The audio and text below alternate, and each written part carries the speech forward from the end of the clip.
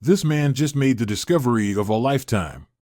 The man who found this chain knew instinctually that something was wrong when he witnessed 5 mysterious men the night before dumping something in the water. Together with his father, he pulled as hard as he could to get the chain and the object it was attached to out of the water. Inside, a huge shock awaited them. Man discovers chain in river. People are in shock when they see what it is attached to. Nestled within the rugged wilderness of the Rocky Mountains, Jeremiah found his soul reborn. A hardened adventurer of 45, his eyes had weathered numerous sunsets over impenetrable jungles, unrelenting deserts, and relentless oceans. Yet it was the wild that always called him back, whispering the songs of raw survival, the hunt, and the primal thrill of being one with nature. Each 48-hour trip into these untamed lands wasn't simply an adventure for him, it was a dance of life and death. This particular venture, however, promised to be different. Not because the Rocky Mountains held unique threats, but because Jeremiah was not alone this time. His companion, a 75-year-old man with a spirit as indomitable as the mountains themselves, was none other than his father, Jack. Jack was the living chronicle of a bygone era, an era where survival wasn't an adventure but a way of life. He had introduced Jeremiah to the wild, teaching him how to fillet a fish with the precision of a surgeon, to tie the perfect knot that could be a lifeline on a treacherous cliff, and to read the wilderness like a book. It was through Jack's tales and teachings that Jeremiah found his calling. Now, his once indefatigable father was frail. Time, like a relentless river, had carved deep wrinkles in his face, mirroring the valleys they traversed. His body bore the marks of age, but the flame of adventure still flickered in his eyes. This was to be his last dance with the wilderness. This was the final echo of his youthful spirit. And Jeremiah was determined to make it unforgettable. They had trekked through the dense foliage, crossed swift streams, and scaled sharp rocky inclines to finally find a spot for the night. A flat clearing cradled by tall pines, with a clear view of the distant peaks bathed in the dying embers of the setting sun. Exhaustion clung to their bones after a while, and their legs screamed in protest, but the allure of the wild provided a salve to their weariness. Jeremiah's swift, experienced hands soon had a makeshift shelter of pine branches and leaves. Meanwhile, Jack, with the spark of the old fire in his eyes, gathered dry twigs and stones to build a fire pit. It was a silent agreement, an unspoken ritual, which had formed over the years. Jeremiah would hunt their dinner, tracking and trapping with a keen eye and steady hands, while Jack would create a welcoming fire to warm their tired bodies and cook their food. As the father and son duo split their tasks, each lost in his role, and the wilderness around them came alive. A nearby owl hooted, the wind rustled through the tall pines, and the night sky unveiled its carpet of stars. The day's exhaustion receded, replaced by the vibrant energy of the wild. With a fond glance at his father, Jeremiah set off into the shadows, bow slung over his shoulder, leaving Jack to his fire-making. Little did they know then that their simple time in the wilderness was about to become the greatest adventure of their lives. The embers of the day died out, and darkness cloaked the Rockies, but the father and son duo were just beginning their dance with the wild. As Jeremiah's silhouette disappeared into the dense woods and Jack's hands coaxed a spark into a flame, the stage was set. The set for an extraordinary tale of survival, bonding, and the sheer force of the human spirit. Jeremiah woke with a start, his experienced ears catching an anomaly in the orchestral symphony of the night. He could differentiate between the soft padding of a fox, the heavier, rhythmic thump of a deer, or the intimidating rumble of a bear. But this was different. It sounded human. The rhythm was offbeat, and the weight was in between. Carefully, without a sound, Jeremiah slid from under the warmth of his sleeping blanket. The chill of the night air hit his skin, but he paid it no mind. The sounds were closer now and seemed to be heading toward the river. Stealthily, he moved to a group of bushes, crouching low to remain hidden. His heart pounded in his chest, not out of fear but out of anticipation. Beneath the silver sheen of the moon, 5 men appeared by the river. Their figures were backlit by the luminescent glow of the night sky, reducing them to dark, mysterious silhouettes in the distance.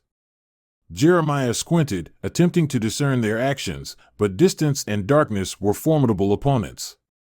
The men moved around, their motions shrouded in mystery, their intentions as elusive as their identities. Silently, Jeremiah retreated, his heart still pounding with adrenaline from what he witnessed. As much as he wanted to investigate further, he knew the importance of staying unseen. This wilderness was unpredictable, and it was essential to be cautious. He slid back into his makeshift bed. His eyes were glued to the distant flickering by the river until sleep claimed him. At the crack of dawn, Jeremiah stirred awake. His father, Jack, lay sound asleep, the lines of age and exhaustion etched deep into his face. Jeremiah slipped out of his bed, determined to uncover the mystery from the night before. He walked towards the area where the men were last night. Jeremiah didn't even bother to take off his clothes. It was going to be a sunny day, so he would dry in no time, and the rocks on the bottom of the river were sharp, so he needed protection. He stepped into the clear water. Sharp rocks pressed into his feet through his sturdy shoes. Knowing what dangers lurk beneath is what makes a good adventurer. With the rising sun casting a golden hue over the surroundings, Jeremiah waded through the water toward the spot where the mysterious men had been. His heart pounded with anticipation and a tinge of apprehension. His hand skimmed the surface, feeling around for any sign of what might have taken place there the previous night. Then, the silence of the morning was shattered. A loud cry echoed through the tranquil wilderness. "Father! I need your help now." The urgency in Jeremiah's voice pierced through the serene morning, jolting Jack awake. The older man scrambled up, his eyes filled with worry. The once peaceful adventure had taken an unexpected turn. Despite the unexpected twist, there was a strange thrill that coursed through their veins. This was not a typical adventure, this was a quest now. They had been spectators until now, but this was their call to become actors on the stage of the wild. As Jack hurried towards the sound of his son's voice, the mystery of the river was about to unfold. The river stretched out, serene and tranquil in the golden light of the rising sun. It wasn't a fast-flowing river, nor were there dangerous predators there. So his son, with all his experience, should not have been in a lot of danger. But why was he shouting so frantically then? Jack thought. He walked over to his son, his pace quickening a bit as he got closer and looked at his boy. "What in heaven's name are you doing in that water, son?" Jeremiah turned to Jack. He asked his father to join him in the river. He had found something, and he believed it was something important. But he couldn't lift it out of the water himself. Jack's eyes fell on the figure of his son, standing waist-deep in the water, a look of determination etched on his face. His hand held aloft a heavy chain, glinting in the sunlight. Seeing his father, Jeremiah cried out, "Help me pull this out, Dad." A statement that carried a sense of urgency in his voice. Jack, despite his age and worn-out physique, did not hesitate for a moment. He shed his boots and rolled up his pants, plunging into the cool water towards his son. Their hands, aged and youthful, grasped the chain. Before they started pulling, Jeremiah explained what he had witnessed last night. "It is attached to something heavy. I saw 5 men toss something in the river last night. It was a big plunge. And I have the feeling that something is off about those men and this thing they tossed in the river. Help me get it out, Dad," Jeremiah said. The metal was cold and slippery in their hands, a stark contrast to the warm sun that bathed them from above. The 2 men heaved with all their might, their muscles straining against the weight of the object submerged beneath. The water churned around them, bubbling up as they strained to dislodge whatever was at the other end of the chain. Their efforts were met with stubborn resistance from the river, but the father-son duo didn't give up. With each new attempt, they felt the object give way bit by bit like a stubborn beast slowly being coaxed out of its lair. They had no idea what they were pulling out, but whatever it was significant. Finally, after an hour of hard work, the chain moved. The large object began to rise from the riverbed. It rolled towards the shore, gathering momentum with each roll, until it finally came to rest on the riverbank. Both men were soaked and panting from the effort, but there was a glint of accomplishment in their eyes. As the object lay on the water's edge, half submerged, the river relinquished its secret. They looked at each other, their hearts pounding in their chests.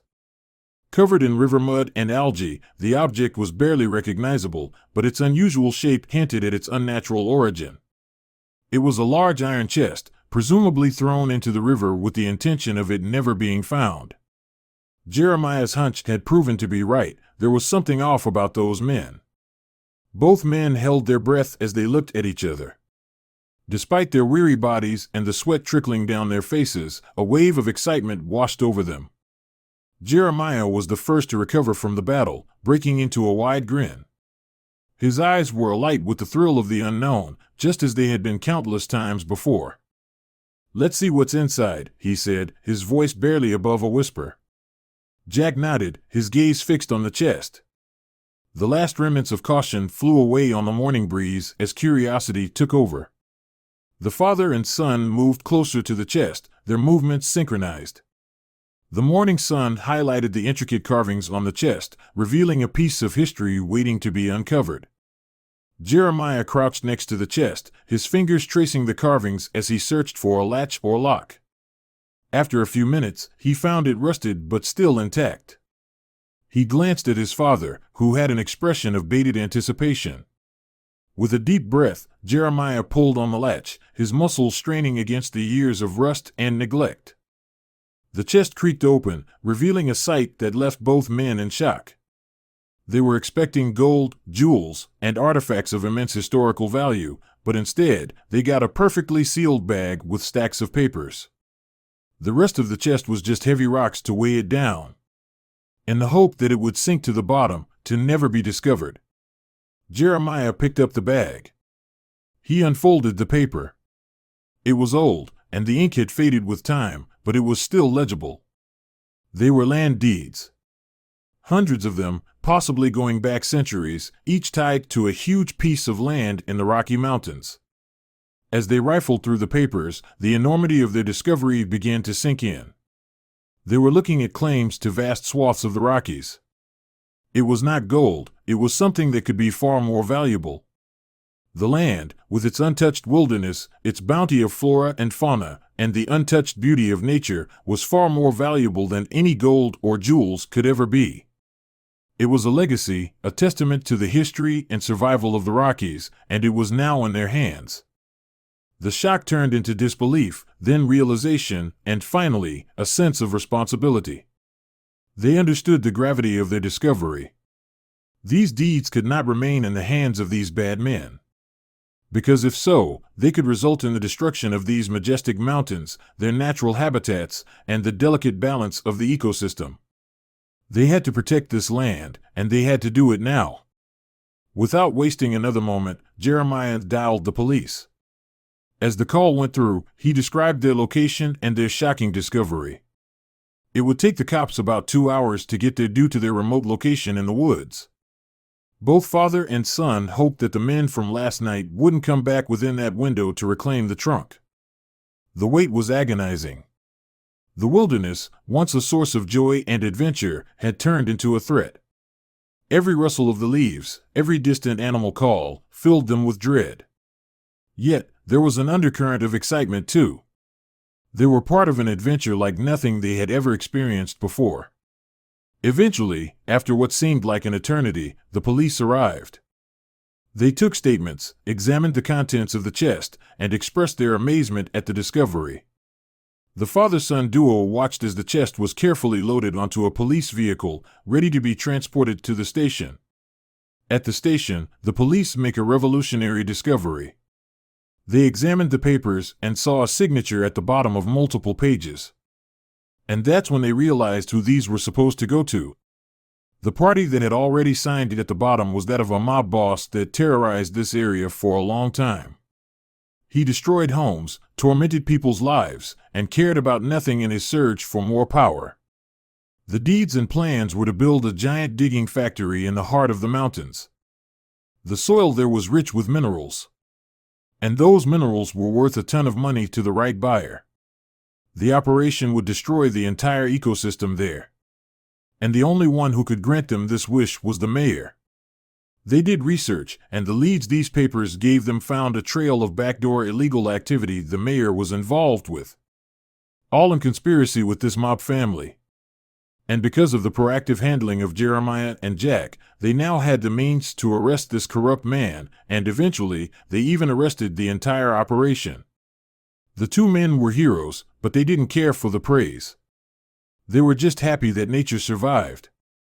Because that was the true reward for these adventurous men.